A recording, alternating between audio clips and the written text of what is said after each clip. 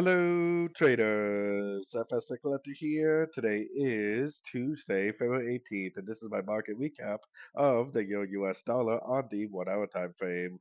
If you haven't done so already, definitely take a quick look at my Discord channel, link down here in the corner. If you'd like to check out my membership, you get access to everything listed below and more at my website, fxpipcollector.com.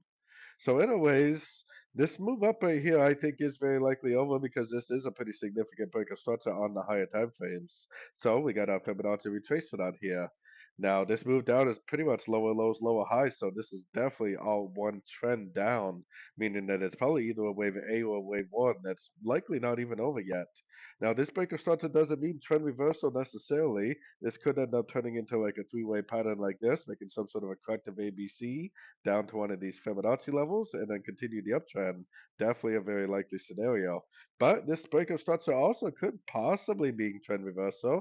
And if it is trend reversal, then you will not get that break of structure, but instead you get a very impulsive move to the downside. So with this break of structure, I do recommend looking for shorts now.